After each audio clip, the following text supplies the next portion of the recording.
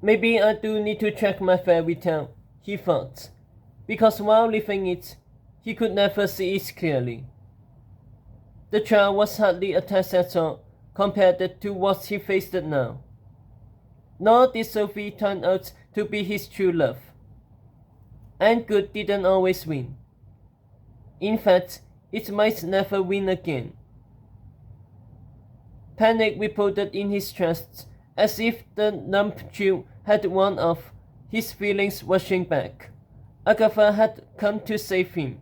She had given him a chance to face for his crown, and somehow in the chaos, he had gotten caught. Again. Forget being king, Tetros thought. You can't even guess what Gilded waits. He should be at school.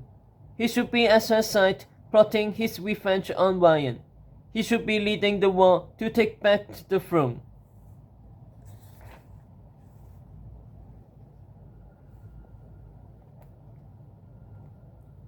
Borden sniffled. We were so close. William and I had the royal carriage. We took the horses into the woods, but we didn't know how to get to school. Then I remembered that Princess Uma taught my forest group to speak horse, so I told the horses to take us to school. He cried harder. They took us back to Ryan instead.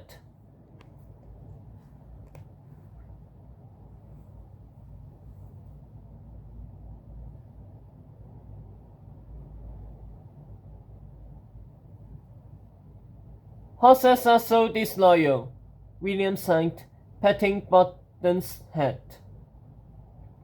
What exactly did you say to the horses? Said Nicholas skeptically, still working the lock. Borden mimicked a few grunts and spirited nymph. That means go to school. That means on my foot, said Nicola. Borden bit his lip. Explains a lot, William mumbled. Professor Dovey let out a pink gasp and Tetros turned to see her fingertips smoking the skin wall. Whatever shield Arthur puts in place has had enough of me testing it, he said, sitting wearily on a marble bench next to the pool. All of them looked terrible, but Dovey looked especially feeble, as if she had never fully recovered from whatever her crystal ball had done to her. She let out a long sigh. It seems Tetros is wise about the room's defenses.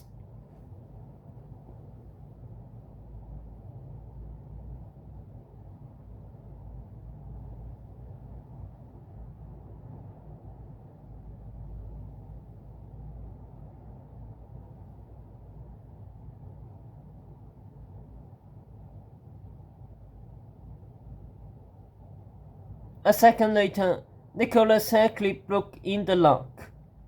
Aja and Valentina, meanwhile, were at the edge of the pool, poking at the water with one of Valentina's boots.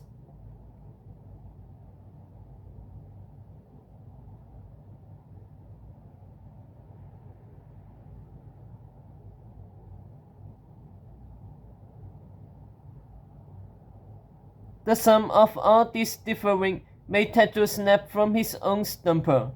Here he was, judging his teammates when he wasn't doing anything to help them. Meanwhile, Agatha had escaped. Agatha had gotten to school.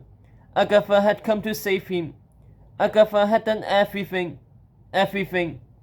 Everything. Had he done anything for her, or anyone else? That's why he was in the room to begin with. That's why he had lost his crown. Because he had been so willy, so self-involved, so entitled that he had never stood up and done what a king was supposed to do. Lead.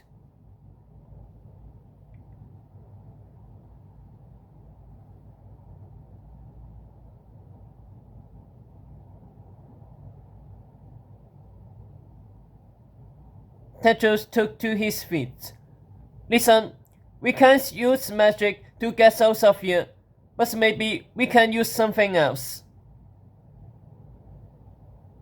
Didn't we just agree that there's no way out of this room? The dean muttered. Then let's make a way out, Tedros resolved. Does anyone have any talents? Professor Dovey said, stricter, suddenly alert. Good thinking, Tedros. Aja and Valentina, you two are nervous. What are you practicing in Professor Shi's class? I can climb Gunabana trees, said Valentina. Your feeling talent, you goose, Dovey snapped it. The one you practice in school. That is the one I practice in school, Valentina repeated. Dovey pursed at her lips, then turned to Aja. His vision, said the flame-headed boy. I can see through solid objects. Can you see through this wall?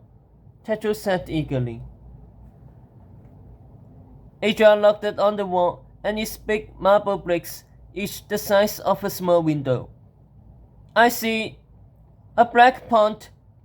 Sophie, looking so keen in white furs and a babushka, lost in thought as she feeds the ducks, probably coming up with a plan to save us. We are in a basement, Tedros growled. There's no points at the castle, let alone a black one. And when I saw Agatha in her crystal ball, she told me your friends were rescuing Sophie from the church. She's safe at school by now. Aja tossed his hair. I see what I see. And you have never gotten one thing right. Not one, Valentina sniffed. Maybe you should find another talent. Like kissing Sophie's behind. Anyone else have a talent? Professor Dovey pressed. Fortune telling, said Borden. Mine too, said William, pulling out Tedros' cards. Tedros remembered their prophecy about gifts. The two boys had warned him to be wary of them, and it was Ryan's gifts to Tedros that had let Ryan pull Excalibur from the stone and steal Tedros' crown.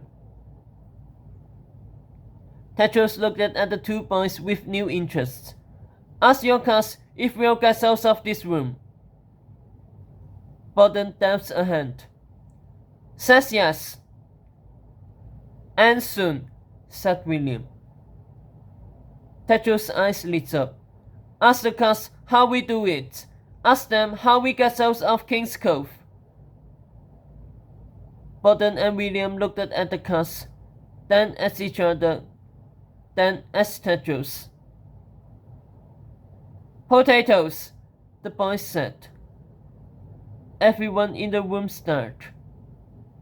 Potatoes, Tedros repeated.